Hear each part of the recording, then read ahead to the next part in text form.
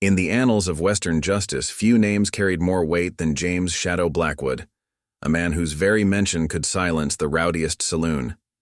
Some claimed he'd sent 37 men to their graves. Others swore the number was closer to 50, but all agreed on one thing: he never killed without cause. Justice wears many faces, he once told a territorial marshal. Sometimes it wears a badge, sometimes a shadow. But our story doesn't begin with Blackwood. It begins with Thomas Whitfield, a mild-mannered clerk at the First Bank of Copper Creek, Arizona Territory, 1875. Before we jump back in, tell us where you're tuning in from, and if this story touches you, make sure you're subscribed, because tomorrow I've saved something extra special for you. Copper Creek had sprung up like many frontier towns, built on dreams of mineral wealth and surviving on the stubborn determination of its inhabitants. The main street stretched barely half a mile, lined with the usual assortment of establishments: general store, saloon, hotel, and at its heart, the bank where Thomas kept meticulous records of the town's financial pulse. Those who knew Thomas described him as painfully ordinary. He wore wire-rimmed spectacles that constantly slipped down his nose, kept his brown hair neatly combed, and spoke in such a quiet voice that most folks had to lean in to hear him. Every morning, he would arrive at the bank precisely at 7:30, his leather ledger tucked under one arm, a cup of coffee from Mrs. Henderson's cafe in the other. Timid as a church mouse, Sheriff Marcus Kane would often say, though not unkindly. The sheriff had known Thomas for 3 years and had never seen him raise his voice or stand up to anyone. Even when drunk cowboys would mock his fastidious nature or make jokes about his Eastern education, Thomas would simply adjust his spectacles and hurry along. But fate has a way of weaving unlikely threads into the tapestry of history, and on this particular autumn morning, as Thomas made his way to the bank, dark forces were already in motion. The Hawkins gang, fresh from a bloody raid in New Mexico territory, had set their sights on Copper Creek's modest wealth. 4 riders watched from the hills above town as Thomas unlocked the bank's front door. Through a spyglass, Curtis Hawkins studied the clerk's methodical morning routine. "Look at him," Curtis sneered to his brother Luke, "counting every step like he's afraid the ground might break. That bank's been needing our attention for a while now."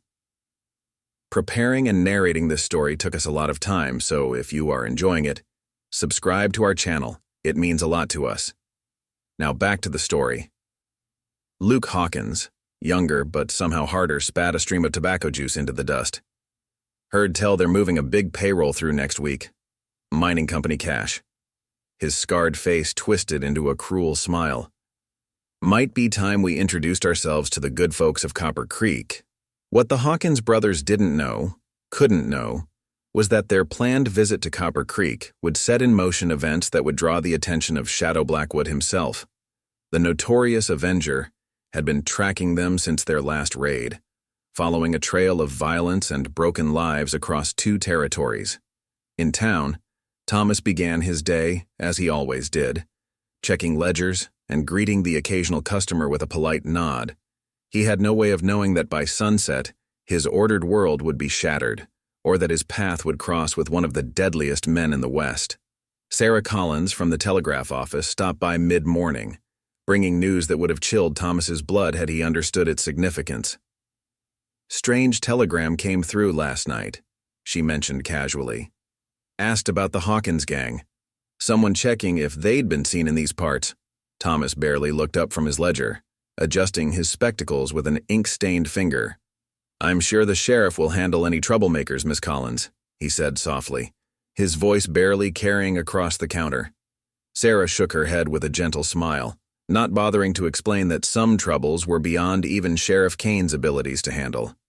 As she left the bank, the morning sun caught the silver badges on 4 riders slowly making their way down the main street, their intentions hidden behind friendly waves and easy smiles. The stage was set. In a territory where violence and justice danced a deadly waltz, the lives of a timid bank clerk, a gang of ruthless outlaws, and a legendary Avenger were about to collide in ways that would be whispered about in saloons for years to come. The Hawkins brothers didn't swagger into the bank like common bandits. Instead, they played their roles with practiced precision. Curtis, wearing a clean black vest and a disarming smile, approached Thomas's counter while his brother Luke lingered near the door, casually studying a bank notice. Two more gang members, Mac Wheeler and Coyote Pete Jackson, positioned themselves on the street outside, looking for all the world like cowboys waiting for their boss to finish his business. "Good morning," Curtis said pleasantly, removing his hat with exaggerated courtesy. "I'm hoping to open an account. Been selling cattle up in Kansas, looking to invest in more promising territories." He placed a heavy leather pouch on the counter, the clink of coins adding weight to his story. Thomas adjusted his spectacles, his methodical nature already reaching for the new account ledger. "Of course, sir. We'll need your name and some basic information." His quill hovered over the fresh page, ready to record the details in his precise handwriting. "Curtis Howard," the outlaw lied smoothly, using one of his many aliases. He leaned on the counter, studying the bank's layout while pretending to watch Thomas work. His keen eyes noted the heavy safe door visible through the partially open office entrance, the location of the back exit, the height of the teller windows.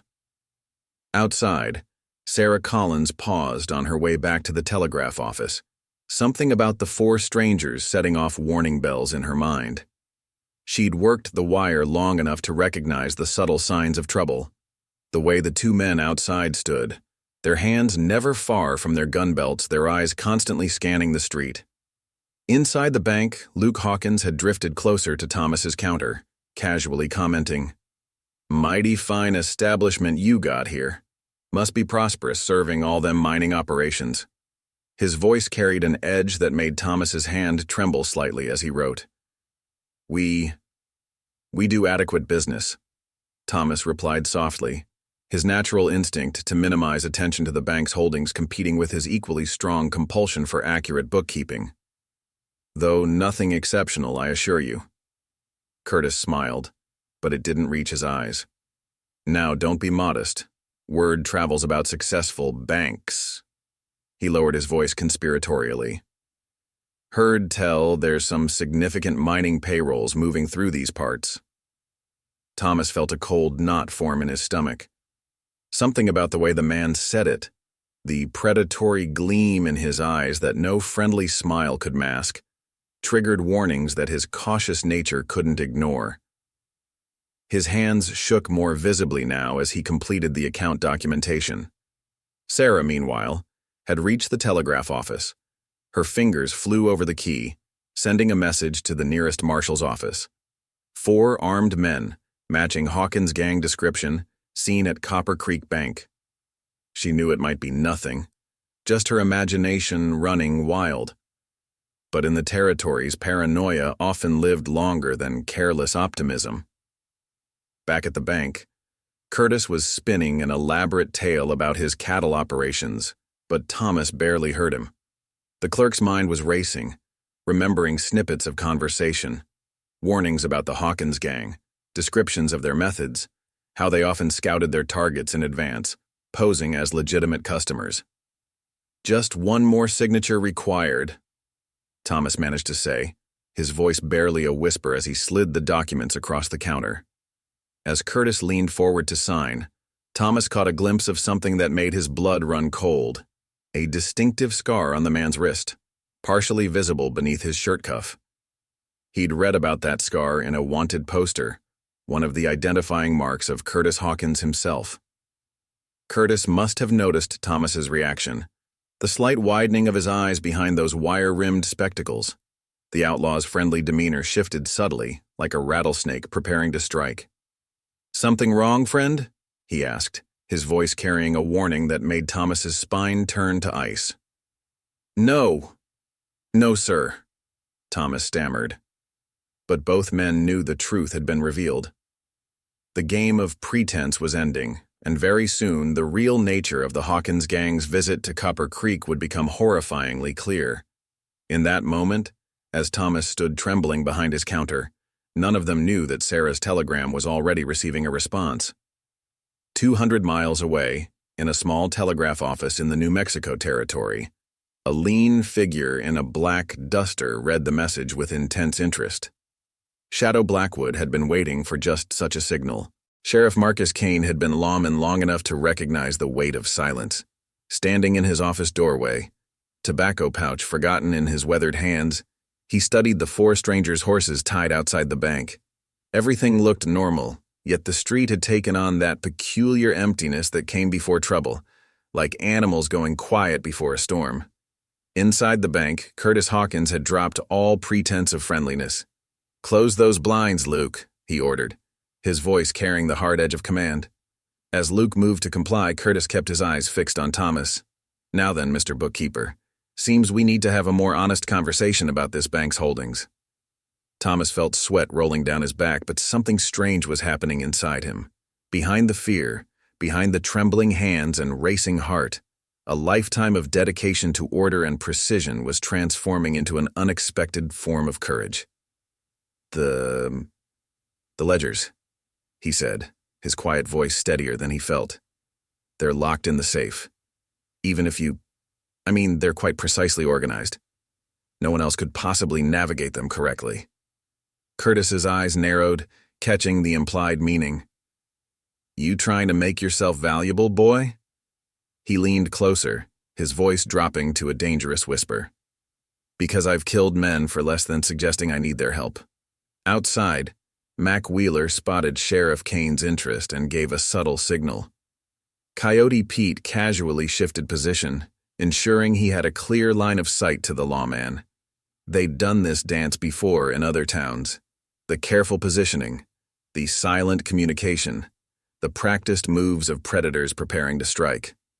Sarah Collins, watching from her telegraph office window, saw the subtle choreography playing out. She'd already sent 3 more messages, each more urgent than the last. The responses had been brief but clear. "Hold fast. Help coming."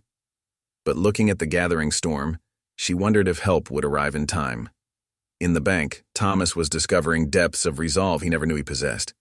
His hands still shook as he adjusted his spectacles, but his voice remained level. "The mining payroll you mentioned, it's not a simple matter of cash in the safe. There's a system, you see. Multiple ledgers, cross-referenced entries. Without proper documentation, you wouldn't know which funds belong to which company." Luke Hawkins snorted with derision, but Curtis held up a hand, studying the clerk with newfound interest. "Go on," he said softly, dangerously. I could help you," Thomas continued, his mind racing ahead like columns in his ledgers. "Ensure you take the right amounts, leave the less valuable holdings, make it look proper in the books." Every instinct screamed at him to stop talking, but he pressed on. "That way you'd have time to leave the territory before anyone realized the full extent of what was taken." Curtis smiled, but his eyes remained cold. "You're either the bravest or the most foolish clerk I've ever met." He glanced at his brother. "Watch him close. If he twitches wrong, kill him." Turning back to Thomas, he added, "Open the safe. Show me these precious ledgers of yours. But remember, one wrong move, one sign you're stalling, and Luke here will paint your books with your blood." As Thomas moved toward the safe, his trembling fingers reaching for the dial, a commotion erupted outside. Sheriff Kane had taken 2 steps toward the bank when Coyote Pete smoothly drew his pistol. "Wouldn't do that, Sheriff," he called out, his voice carrying clearly in the quiet street. "Way I figure, you've got about 5 seconds to drop that gun belt before things get truly unfortunate." Kane's hand hovered near his holster, years of experience warring with the knowledge that he was badly outnumbered. "You boys sure you want to do this?" he asked quietly. "Whole lot of law in this territory." Mac Wheeler laughed, an ugly sound. "Law's a long way from here, old man. Now drop the iron, nice and easy." None of them noticed the dust cloud approaching from the east, where a lone rider pushed his horse at a punishing pace. Shadow Blackwood had covered 200 miles in record time, driven by the kind of focused determination that had made his name a legend. But even legends sometimes arrive too late to prevent blood from being spilled. Shadow Blackwood reined his horse to a walk 2 miles outside Copper Creek, his experienced eyes reading the signs others might miss. Fresh tracks crossing the main road, at least 2 riders heading for the hills, probably lookouts for the Hawkins gang. A scattered flock of ravens that should have been feeding in the morning sun. Something had disturbed their routine. The territory's most notorious Avenger had tracked enough prey to recognize the patterns of an ambush in the making. Inside the bank, Thomas's fingers moved across the safe's dial with deliberate precision. Each number had to be exact, just like his ledgers. Click. Pause. Click. Behind him, Luke Hawkins shifted impatiently, his gun never wavering from the clerk's back. "Hurry it up, bookkeeper," he growled, my trigger fingers getting mighty itchy. "A safe this size," Thomas explained, his quiet voice somehow steady, "has 100 possible combinations. One mistake means starting over unless you'd prefer to use dynamite and risk destroying everything inside." He adjusted his spectacles, careful to keep his movements slow and visible. "Including those mining payroll records you seem so interested in." Curtis watched the exchange with calculating eyes. Something about the clerk's composure nagged at him. Men like Thomas, quiet, orderly types, usually broke quickly under pressure. They didn't navigate threatening situations with such precision. Outside, Sheriff Kane stood with his hands raised, gun belt lying in the dust at his feet. Mac Wheeler had taken up position behind him, using the lawman as a shield, while keeping his weapon trained on Kane's back. "Inside," Wheeler ordered, prodding the sheriff forward. "Nice and easy." Coyote Pete remained on the street, maintaining his watch position, but his nerves were beginning to fray. The town had grown too quiet. No movement from the saloon, no curious onlookers, not even a stray dog. His instincts, honed by years of outlawry, screamed that something was wrong. He was right. Sarah Collins had been busy. While the gang focused on the bank, she'd quietly spread word through the back alleys and side streets. Shopkeepers had locked their doors, townspeople had taken shelter, and several young boys had slipped out of town on fast ponies, carrying messages to outlying ranches. Copper Creek was battening down for a storm. The safe door opened with a well-oiled click. Thomas stepped aside, revealing neat rows of ledgers and cash boxes. "The mining payroll records are in the red leather ledger," he said softly. "But I should warn you, the entries are coded. A security measure I implemented last year." Curtis's eyes narrowed. "Coded?" "A simple substitution cipher," Thomas explained, reaching for one of the ledgers with careful movements. "Each company's transactions are recorded under different headings. Without the key..." He let the implication hang in the air. Luke snorted. "Shoot him, Curtis. He's stalling." "No," Curtis replied thoughtfully. "He's playing for time. Question is, why?" He studied Thomas's face. "What are you expecting, bookkeeper? Army patrol? Marshal's posse?" "I expect," Thomas answered, his quiet voice carrying clearly in the tense silence, "that everything should be properly accounted for. Even theft should have its records in order." Outside town, Shadow Blackwood dismounted, leading his horse through a dry wash that would bring him to the back of the livery stable. He'd seen the lookouts in the hills, noted their positions. They'd be expecting trouble from the main road or the territorial patrol routes. They wouldn't be watching for a man who could move like a shadow through his own territory. In the telegraph office, Sarah Collins received another message. "Territorial Rangers 4 hours out." Her fingers moved quickly over the key. "May not have 4 hours. Situation deteriorating." The response was immediate and cryptic. "Shadow rides with dawn." Sarah's heart skipped. Everyone in the territories knew that name and what it meant. Shadow Blackwood never appeared by chance. He was drawn to violence like iron to a lodestone, arriving with the inevitability of divine judgment. But as she watched Mac Wheeler force Sheriff Kane into the bank at gunpoint, she wondered if even the legendary Avenger could arrive in time to prevent a massacre. The morning sun climbed higher, promising another scorching day in Copper Creek.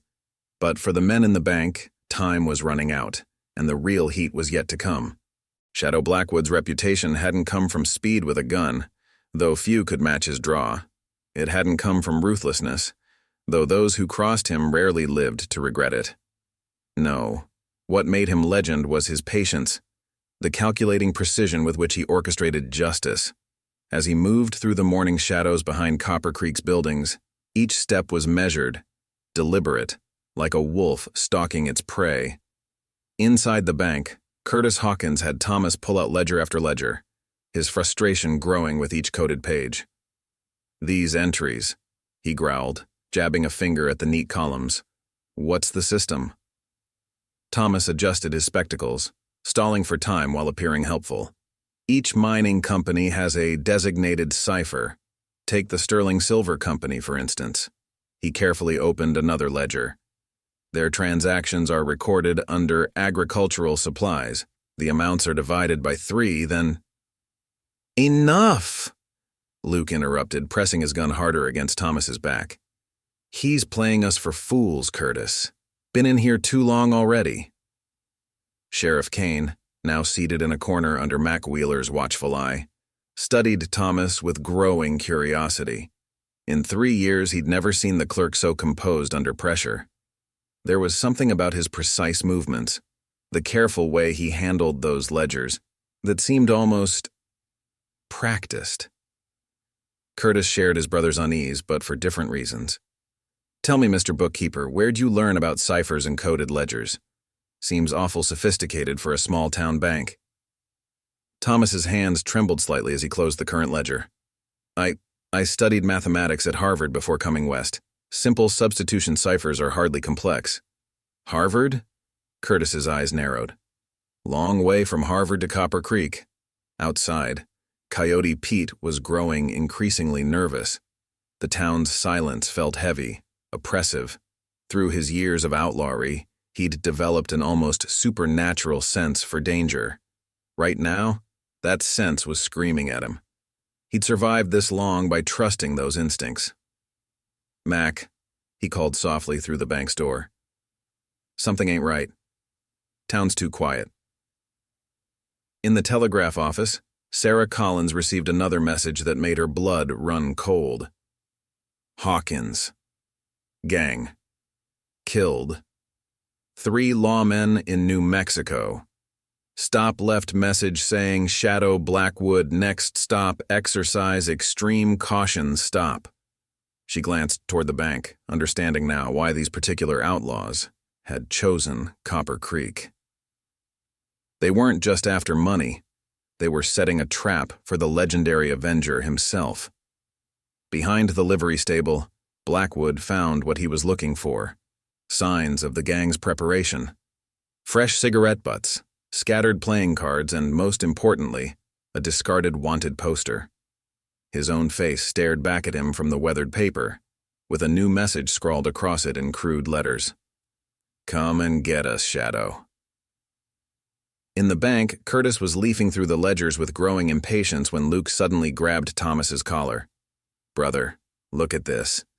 He pulled a folded paper from behind the clerk's vest, a telegram that had arrived the previous week. Curtis read it, his face darkening. "Well, well. Expect package from Carson City. Handle with usual discretion. Signed S.B." His voice turned deadly quiet. "You wouldn't happen to know anyone with those initials, would you, Mr. Harvard?" Thomas's composure cracked slightly, genuine fear showing through his carefully maintained facade. Sheriff Kane straightened in his corner, seeing the situation deteriorate rapidly. "String him up," Luke snarled, his gun now pressed against Thomas's temple. "He's working with Blackwood." "No," Curtis countermanded, a cruel smile playing across his features. "If he's Blackwood's man, he's worth more alive. Shadow's got a reputation for protecting his own." He turned to Thomas, voice dripping with false concern. "Let's see how your precious ledgers look with a few broken fingers. Maybe that'll bring your friend running." As Luke forced Thomas to his knees, none of them noticed the shadow that briefly crossed the window, a dark shape moving with deadly purpose through the morning light. In the silent town, the only sound was the wind whistling through empty streets, carrying with it the promise of violence to come. Luke Hawkins grabbed Thomas's right hand, pressing it flat against the bank counter. "Start with the thumb," Curtis ordered, his voice carrying the casual cruelty of a man who'd done this before. Our bookkeeper friend needs to learn that numbers aren't everything in this world. But before Luke could act, a sound froze everyone in place. 3 sharp clicks from the back door, like a man checking his revolver's cylinder. Curtis's eyes widened. He knew that sound, had heard stories of it being the last thing many men heard before meeting their maker. "Check it," he hissed to Mac Wheeler, quiet like. Wheeler moved cautiously toward the rear office, his gun ready. The moment he crossed the threshold, a shadow detached itself from the wall. There was no gunshot, no struggle, just a muffled thump as Wheeler's unconscious form crumpled to the floor. Outside, Coyote Pete felt the change in the air. Years of survival instinct screamed at him to run, but Curtis would kill him for desertion. He backed toward the bank's front door, gun drawn, trying to watch every direction at once. Inside, Thomas's quiet voice cut through the tension. "You should have checked the ledger codes more carefully." Despite the gun at his head, his words carried a strange confidence. The cipher isn't just for the mining companies. Curtis grabbed a ledger, realization dawning as he studied the entries with new eyes. Dates, amounts, locations. They weren't just bank records. They were intelligence reports, carefully coded and hidden in plain sight. "You're not just Blackwood's man," he snarled. "You're his spy." "Among other things," Thomas replied softly, adjusting his spectacles with his free hand. "Did you really think Shadow Blackwood tracks outlaws across 5 territories by chance? He has eyes everywhere, quiet eyes that no one notices." Sheriff Kane, watching from his corner, finally understood. 3 years of meticulous bookkeeping, of quiet observation, of seeming timidity. It had all been cover for something far more dangerous. A sudden crash from the front of the bank made Luke spin around, his grip on Thomas loosening. Coyote Pete stumbled through the door, face pale. "He's here," he gasped. "Shadows." The rest of his warning died in his throat as a figure in a black duster filled the doorway. Shadow Blackwood moved like his namesake, fluid and deadly. His first shot took Coyote Pete's gun arm. His second knocked Luke's weapon clear across the room. Curtis shoved Thomas aside and fired, his bullet passing through the space where Blackwood had been a heartbeat before. The Avenger seemed to flow around the shot like smoke, returning fire with mechanical precision. Curtis's gun went flying, along with a piece of his hat brim. "Been expecting you, Shadow," Curtis spat, blood trickling from where the bullet had grazed his scalp. "Figured if we rattled your pet clerk enough, you'd come running." "Funny thing about traps," Blackwood replied, his voice as soft as Thomas's but carrying an edge like steel on stone. "They work both ways." He glanced at Thomas, who had retrieved Luke's dropped gun with surprising deftness. "You all right?" "Perfectly fine," Thomas answered, his timid demeanor falling away like a discarded coat.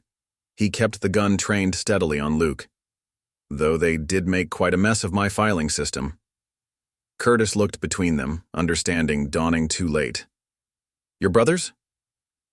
"Half-brothers," Blackwood corrected. "Thomas handles the information. I handle the justice. Been working that way since he tracked me down after the war." A ghost of a smile crossed his face. "Harvard education does come in handy for more than just bookkeeping." Outside, the sound of approaching horses broke the morning silence. Sarah Collins's messages had finally brought results. The territorial rangers were arriving. But inside the bank, the Hawkins brothers faced the realization that their trap had backfired spectacularly.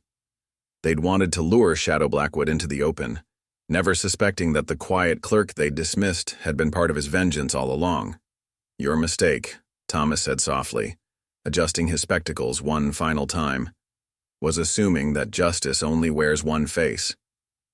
His gun didn't waver as he spoke. "Sometimes it wears a shadow and sometimes..." His mild expression hardened into something altogether more dangerous. "It wears wire-rimmed spectacles." Sheriff Kane watched the scene unfold with the careful attention of a man who'd survived 20 years wearing a badge. The Hawkins brothers were caught, but something felt wrong. Curtis was too calm. Luke's eyes kept darting to the window, and experience had taught Kane that cornered rats were at their most dangerous. "You've got it all figured out, don't you?" Curtis sneered, blood still trickling from his scalp wound. The quiet clerk and his vengeful brother serving up justice across the territories. His voice carried an edge of triumph that made both Thomas and Blackwood tense. "But you missed something important." A shot rang out from across the street. One of the gang's lookouts had found a firing position in the hotel's upper window. The bullet shattered the bank's window, sending glass spraying across the room. Thomas ducked instinctively, his Harvard precision momentarily overcome by survival instinct. In that split second, Curtis moved. He wasn't trying to reach his dropped gun. Instead, he grabbed the nearest ledger and hurled it at Blackwood. The Avenger dodged easily, but that wasn't the point. The leather-bound book struck the oil lamp behind him, sending burning kerosene splashing across the floor. "Luke, now!" Curtis shouted. His brother produced something from his boot. Not a hidden gun, but a small glass bottle that he smashed against the growing flames. The liquid inside caught fire instantly, spreading faster than natural oil should. "Greek fire," Thomas gasped, recognizing the distinctive green tinge to the flames. They learned it from the war. The fire was already blocking the main entrance, spreading with terrifying speed. Blackwood's voice cut through the chaos. "Thomas, get the sheriff out the back. I'll handle these two." But even as he spoke, the Hawkins brothers were moving with practiced coordination, using the smoke and confusion to their advantage. Curtis dove behind the counter while Luke upended a desk, creating cover. More shots rang out from the hotel sniper, keeping Blackwood from advancing. The flames were spreading rapidly, turning the bank into an inferno. "You're trapped too," Thomas called out, helping Sheriff Kane toward the back exit. "The fire will kill us all." Curtis's laugh carried over the roar of the flames. "That's where you're wrong, bookkeeper. We came prepared." He pulled a damp cloth from his vest, tossing one to his brother. "Confederate Army taught us more than just Greek fire. Sometimes you have to burn the whole world to win." Outside, Sarah Collins watched in horror as green-tinged flames began consuming the bank. She could hear shouts, gunfire, and the terrible sound of burning wood. The territorial rangers were still minutes away, their horses visible on the distant road kicking up dust as they raced toward town. Inside, the heat was becoming unbearable. Blackwood had taken cover behind a filing cabinet, trading shots with the brothers while trying to avoid the sniper's bullets. The smoke was thick, but through it, he caught glimpses of Curtis working his way toward the vault. "The ledgers," Thomas shouted, suddenly understanding. "They're not just after money. They want to destroy the evidence, all our intelligence, every operation we've tracked." Curtis's voice carried a note of savage satisfaction. 3 years of your work, up in smoke. Every outlaw camp, every smuggling route, every corrupt official you've identified.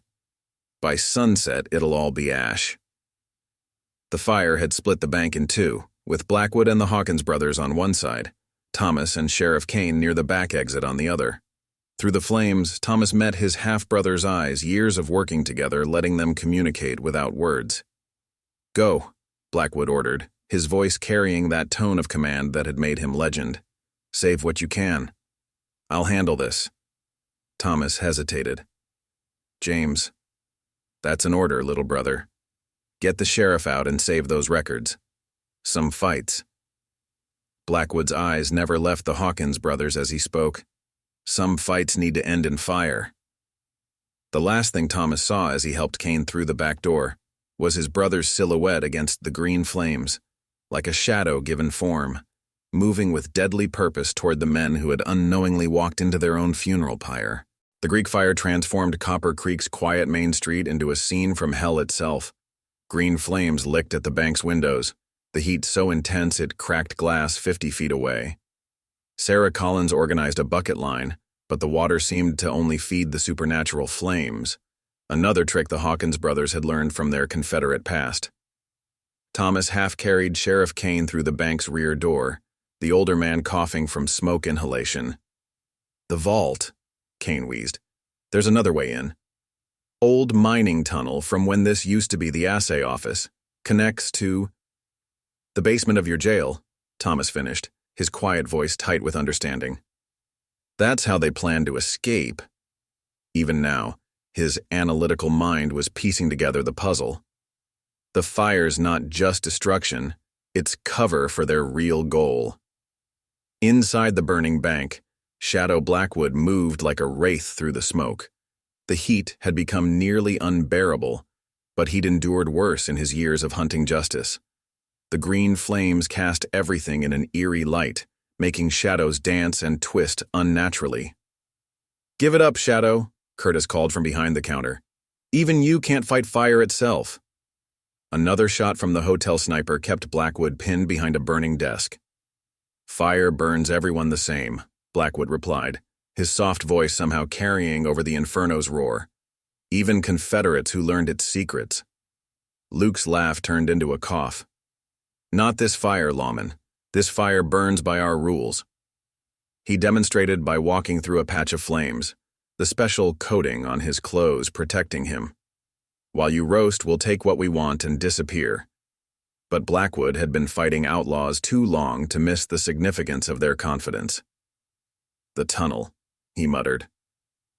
"Thomas." Even as he spoke, he knew his brother would have figured it out too. Outside, Thomas helped Kane to safety, then turned to Sarah. "Get him to the doctor," he ordered, his clerk's demeanor completely gone. "And send someone to watch the jail's basement. They're trying to flank us." "What about you?" Sarah asked, seeing him check Kane's spare revolver with practiced ease. "I'm going back in." His wire-rimmed spectacles reflected the green flames. "My brother's in there. And there are records in that vault that could hang 50 men across 3 territories." Meanwhile, the Hawkins brothers had reached the vault. Curtis worked the combination while Luke provided cover fire. The sniper in the hotel maintained a steady barrage, keeping Blackwood at bay. But the experienced Avenger noticed something they didn't. The fire was affecting the building's structure.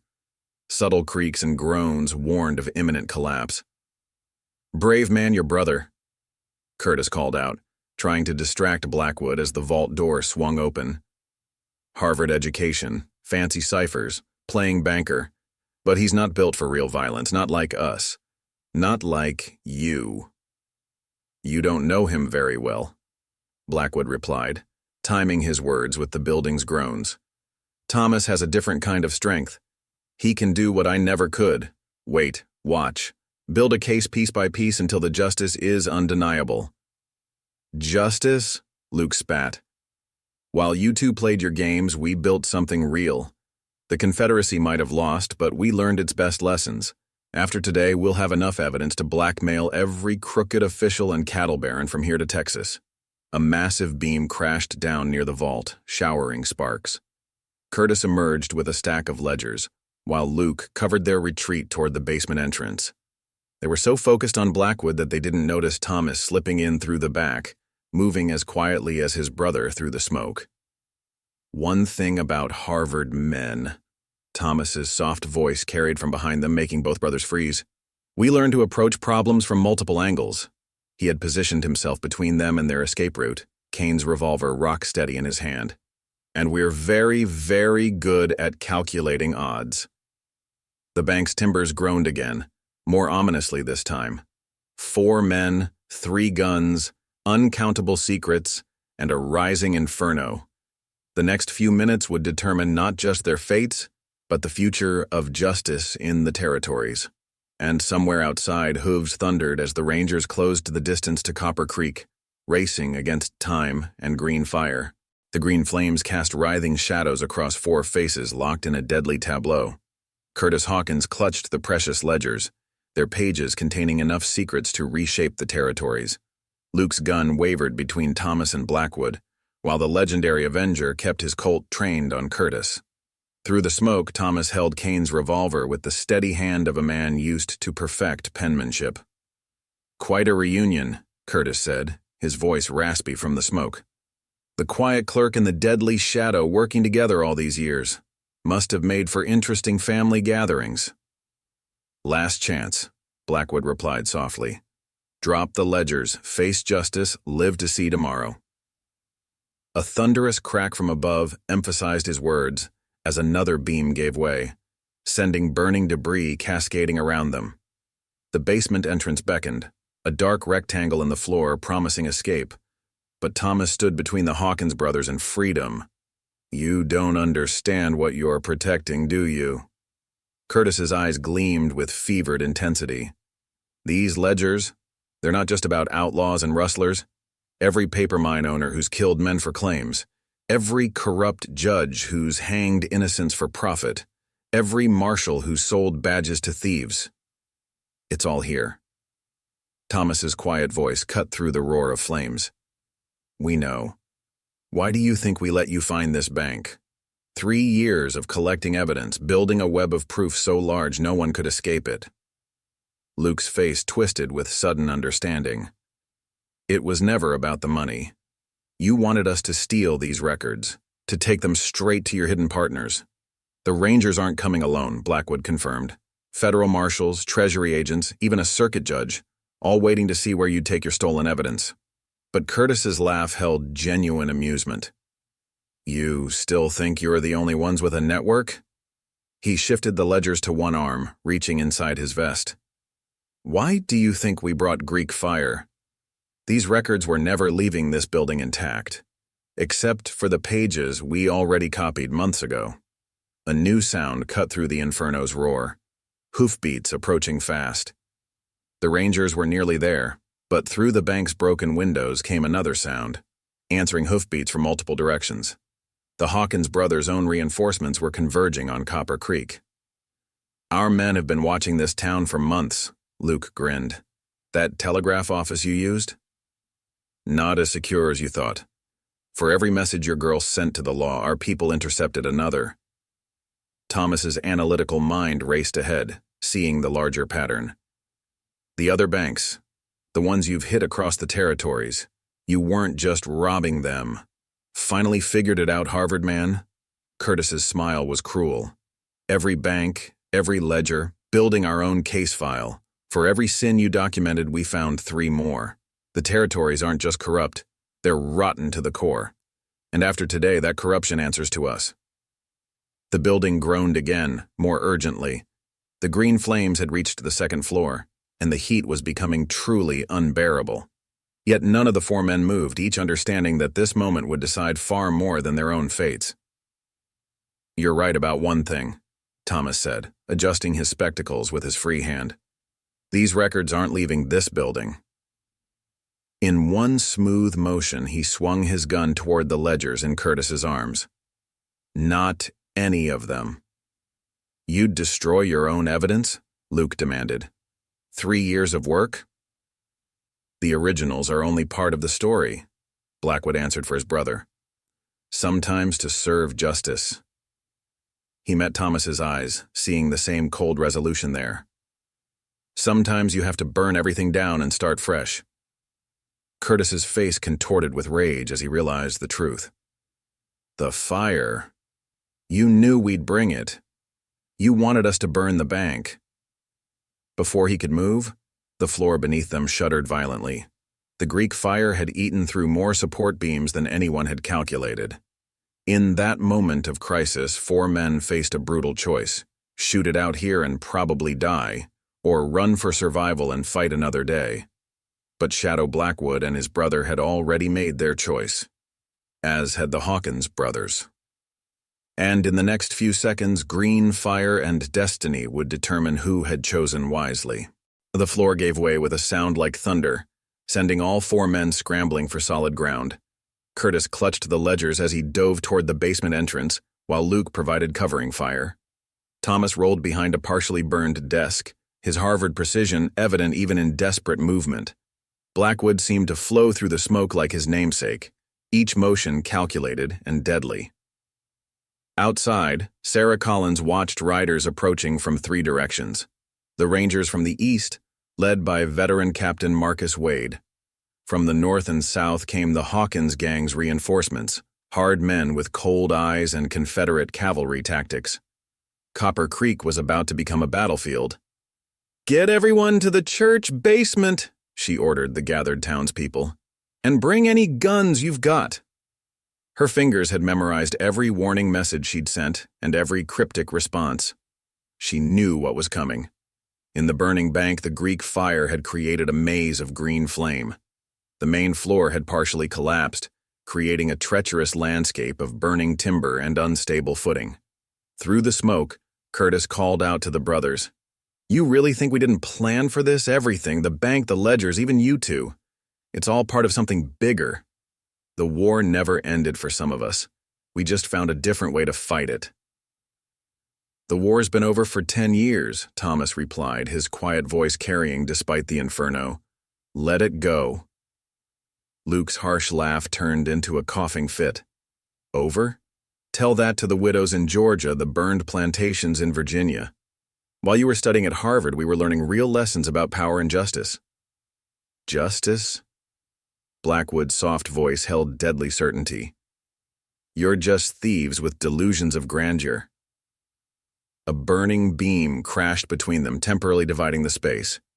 Curtis used the moment to edge closer to the basement entrance, but Thomas had anticipated the move. His shot kicked up splinters near Curtis's feet, driving him back. "Thieves!" Curtis's voice held genuine anger now. "We're rebuilding something you helped destroy, Shadow. Every bank we've hit, every ledger we've studied, we're creating a new power structure. One that doesn't answer to Chicago banks or Washington politicians." Outside, the first shots were exchanged between Rangers and Outlaws. Captain Wade's voice carried over the gunfire, ordering his men to take positions. The townspeople, led by Sarah, had turned the church into a fortress, while Sheriff Kane, still wheezing from smoke, organized a defense from the jail. Inside the bank, the heat had become almost unbearable. The Greek fire burned with unnatural intensity, consuming everything it touched. Yet through the flames, 4 men continued their deadly dance, each seeking advantage. "You're right about one thing," Thomas said, adjusting his spectacles despite the sweat pouring down his face. "This is bigger than just us. Show them, James." Blackwood reached into his duster, producing a small journal. "Recognized your cipher in the ledgers, Curtis. Same one you used in Virginia during the war. Wasn't hard to decode your real records, the ones you've been keeping about your new power structure." Curtis's face went pale beneath the soot and sweat. "Where did you—" "Harvard teaches more than just mathematics," Thomas explained, his gun never wavering. "It teaches you to look for patterns, like how every bank you've hit was connected to former Union supporters, how every judge you've blackmailed once ruled against Confederate interests. The war's not over for you," Blackwood continued, his voice soft but implacable. "It just went underground. Banking, ranching, mining, all just new battlefields for the same old fight." Luke fired suddenly, the bullet passing through the journal in Blackwood's hand. But the Avenger had anticipated the move, dropping a duplicate while the real journal remained safely hidden. "That's why we let you get this far," Thomas said. "Had to be sure we found all your conspirators. Had to let you think you were winning." The floor creaked ominously beneath them. Through the broken windows came the sounds of increasing gunfire as Copper Creek erupted into open warfare. The green flames climbed higher, and 4 men faced the reality that only minutes remained before the entire building would collapse. The next move would determine not just their fates, but the future of justice in the territories. And somewhere in the smoke and chaos, a final deadly truth waited to be revealed. The green flames had transformed the bank into a vision of purgatory. Through the supernatural fire, Curtis made his desperate play. He hurled the ledgers into the heart of the blaze, their pages catching instantly.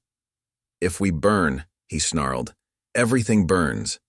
But Thomas's quiet laugh stopped him cold. "Those aren't the original ledgers," the former clerk said, adjusting his spectacles, which somehow remained perfectly positioned despite everything. "Just copies, carefully aged. The real records ... He glanced at his brother. "Show them." Blackwood reached into his duster again, producing a small brass key. In a lockbox on its way to the territorial capital. Been there since yesterday when Thomas first spotted your lookouts in the hills. Luke's face contorted with rage. Then why the fight? Why the fire? Because we needed you to think you were winning, Thomas explained, his analytical mind laying out the logic. Needed your conspirators to believe they'd destroyed the evidence. Right about now, they'll be feeling safe, sending messages, covering tracks. All being intercepted by our people, Blackwood finished. Sometimes the best way to catch a snake is to let it think it's cornered you. Outside, the battle for Copper Creek had reached its peak. The Rangers, led by Captain Wade, had driven back the first wave of Confederate riders. But more were coming, drawn by pre-arranged signals. Sarah Collins, watching from the church tower, saw dust clouds approaching from multiple directions. They're not just here for the bank, she realized, remembering patterns in the telegram she'd intercepted. This whole town is some kind of signal. Inside the burning bank, Curtis's laugh held an edge of madness. Smarter than we gave you credit for, Harvard man. But you still don't see the whole picture. He reached into his vest, pulling out not a weapon but a small silver whistle. Why do you think we chose today? This town? This exact moment? The building groaned around them, timbers weakened by the consuming Greek fire. Through the broken windows came the sound of renewed gunfire as a fresh wave of riders entered the town. Copper Creek sits at the crossroads of 3 territories, Luke said, moving to stand beside his brother. Telegraph lines, trade routes, all converge here. When this town burns, it'll be a signal, Thomas finished, his precise mind assembling the pieces. Like Atlanta burning during the war. A signal for your sleeper agents across the territories to rise up. Blackwood's soft voice carried over the roar of flames. How many men did you embed in banks? Government offices? Law enforcement? Enough, Curtis smiled. More than enough. The day the South surrendered, we didn't just lose a war. We lost a way of life. Some of us vowed to take it back, piece by piece. And after today, he raised the whistle to his lips. After today, the real war begins. But before he could blow the signal, a new sound cut through the chaos, a massive explosion that shook the entire building. Through the smoke-filled windows, they could see the telegraph office erupting in flames. Sarah, Thomas whispered, genuine concern breaking through his controlled demeanor. Don't worry about your message, girl, Luke sneered. Our men will make sure no warnings get out. By sunset, every Confederate sympathizer from Texas to Dakota will know it's time. You're right about one thing, Blackwood said, his voice carrying that deadly soft tone that had become legend. Sarah Collins won't be sending any more messages today. A ghost of a smile touched his lips. She finished sending them all last night. Thomas nodded, clinical precision returning to his voice. Fascinating thing about codes and ciphers. Change one symbol, one number, and the entire meaning shifts. Your agents aren't receiving a signal to rise up. They're receiving coordinates, Blackwood finished, leading every federal marshal and ranger straight to their doors. The floor shifted beneath them as another support beam gave way. The Greek fire had nearly consumed the building's structure and time was running out. Curtis and Luke exchanged glances, realizing their grand conspiracy was collapsing as surely as the bank around them. But cornered rats are the most dangerous, and the Hawkins brothers had one last desperate card to play. As they moved in perfect synchronization, both Thomas and Blackwood recognized the look of men preparing to sell their lives dearly. The green flames rose higher, and 4 men faced their final confrontation in a burning crucible of justice and revenge. Curtis and Luke moved like the trained soldiers they were, years of battlefield experience evident in every motion. Luke rolled behind a burning desk, coming up with a second gun drawn from his boot. Curtis dropped and spun, producing a derringer from his sleeve. Their coordination was perfect, their angles of attack calculated to split their opponent's attention. But they were facing men who had spent years hunting justice together, each brother complementing the other's strengths. Thomas's quiet voice cut through the chaos with mathematical precision. 45 degrees left, James. Mind the support beam. Blackwood flowed through the smoke like a living shadow, his movements making him seem to be everywhere and nowhere at once. His first shot knocked the derringer from Curtis's hand. His second sent Luke's backup gun spinning into the flames. Outside, the battle for Copper Creek had taken an unexpected turn. The Confederate riders found themselves caught in a carefully planned crossfire. Captain Wade's Rangers had positioned sharpshooters in the church tower and along the roof lines. Sarah Collins, very much alive, coordinated the town's defense from the jail's second floor. The telegraph office's destruction had been yet another calculated move in this deadly chess game. "Should have checked the basement first," Sarah muttered, working the lever on her Winchester. "Nobody ever checks the basement." In the burning bank, Curtis laughed despite their deteriorating situation. "Doesn't matter now," he spat. "Even if you take us, even if you caught some of our people, the idea will survive. The South will rise again. $1, one secret, one judge at a time." "That's where you're wrong," Thomas replied, adjusting his spectacles with scholarly precision. "Your entire network is being dismantled as we speak. Every agent, every sympathizer, every corrupt official. All of them are getting visitors just like we're visiting you." Luke's face contorted with desperate rage. "You're lying. No one could coordinate something that big." "Harvard teaches more than mathematics," Thomas said softly.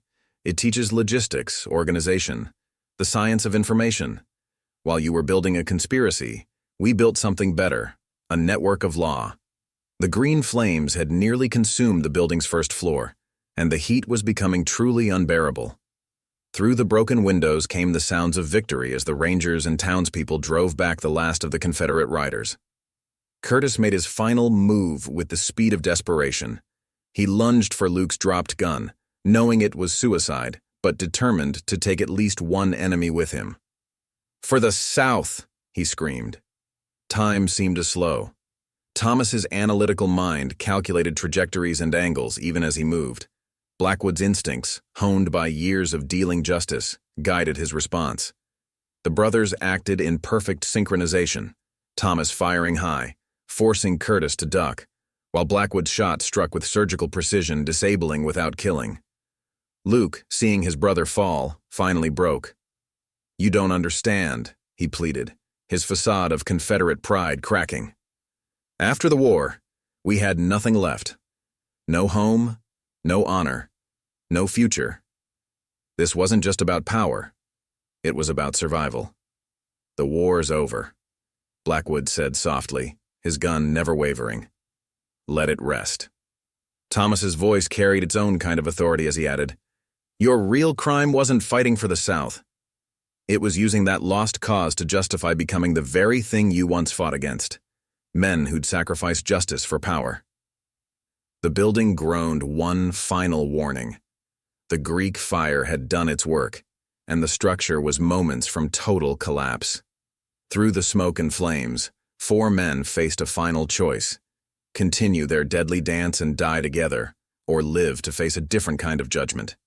Curtis, bleeding but conscious, looked at his brother. Years of shared struggle, shared dreams of restored glory, all reduced to ashes by a quiet clerk and his vengeful shadow of a brother. In that moment, surrounded by supernatural flames of their own making, the Hawkins brothers finally confronted the futility of their cause. But Shadow Blackwood and his scholarly brother had one last card to play, one final lesson about justice to deliver. And as the green flames reached for the ceiling, that lesson would determine who walked out of the inferno and who remained to feed the fire.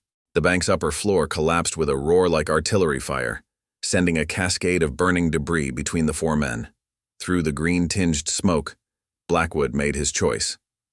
"Thomas," he called, his soft voice somehow carrying over the inferno, "get them out." His scholarly brother understood immediately. "James, the building won't hold."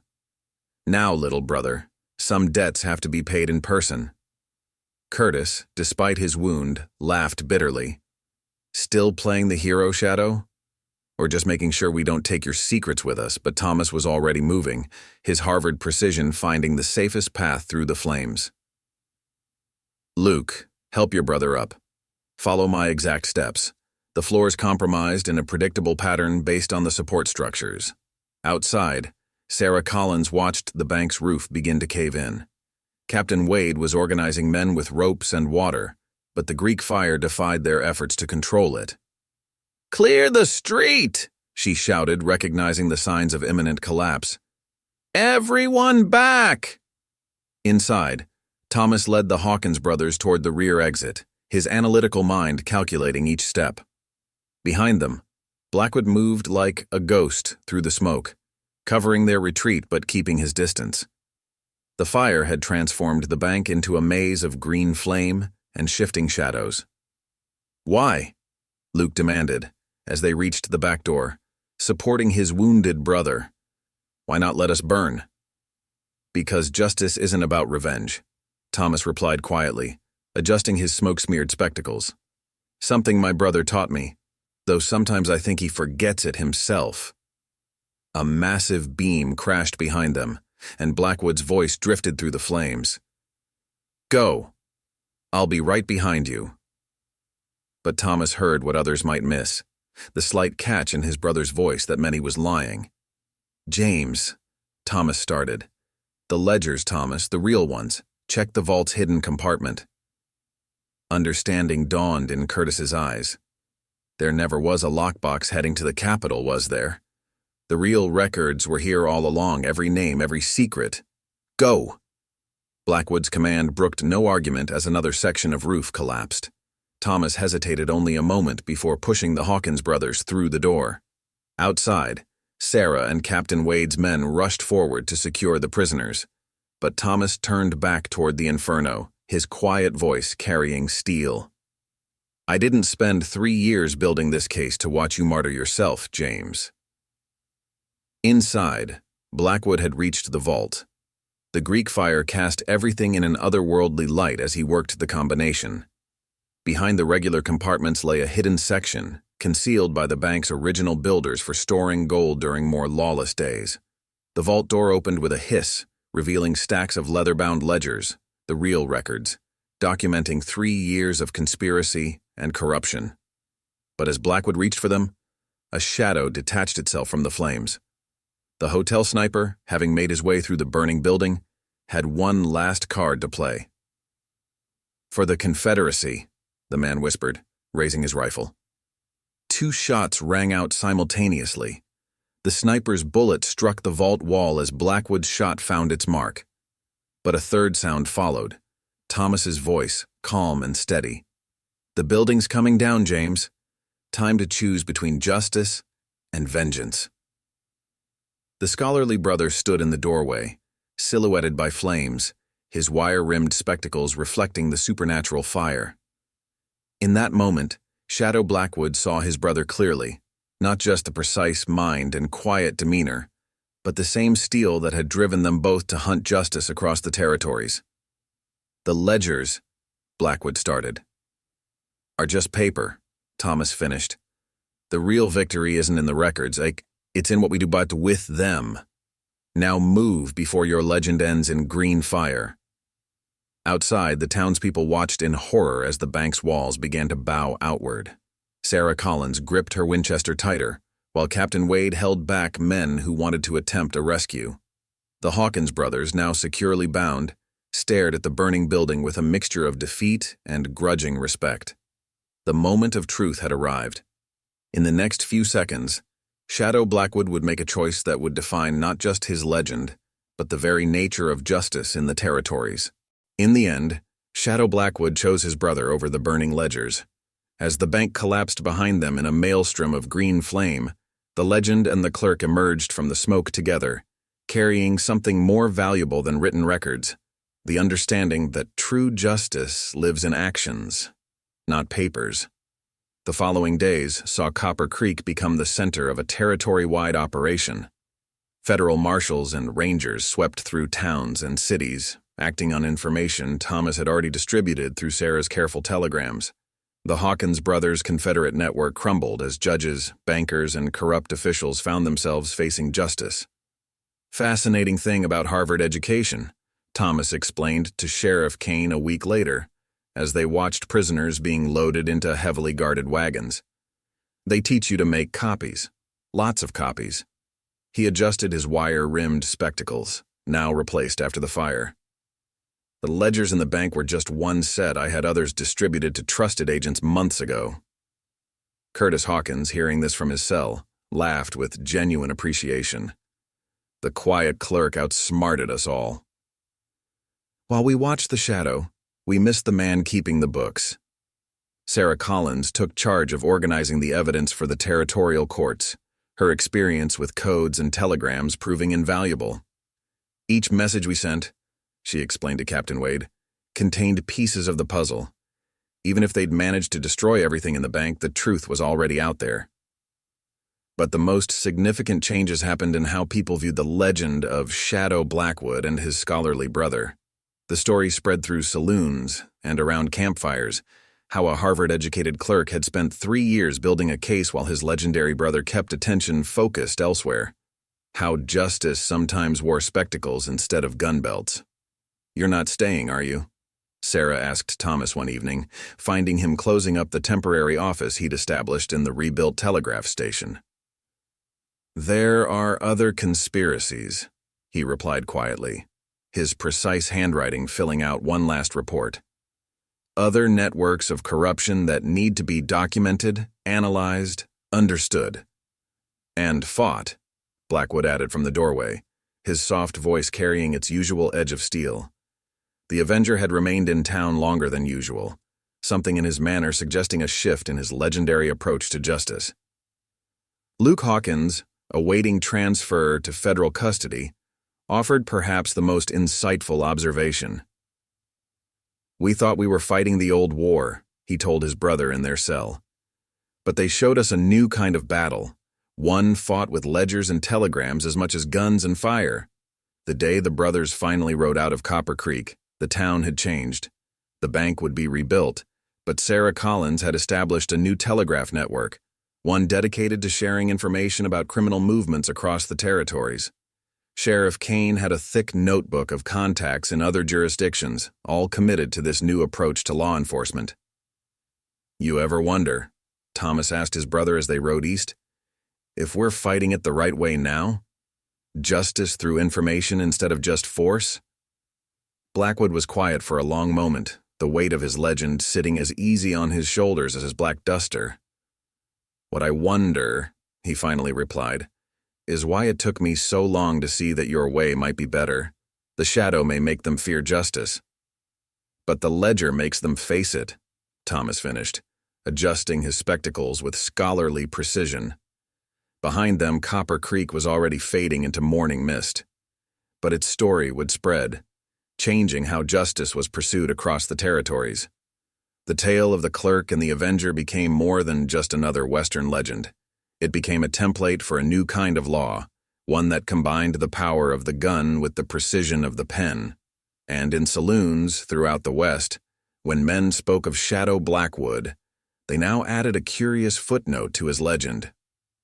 "Watch for his brother," they'd say, "the quiet one with the spectacles and ledger." Because while the shadow might bring justice, it was the clerk who made sure that justice was served cold, precise, and utterly inescapable. Behind them, the sun rose on a changed territory, where justice had learned to wear many faces. And somewhere, in a dusty office or smoky saloon, another conspiracy was about to discover that their greatest threat wasn't the legendary gunman they watched for, but the quiet man keeping the books.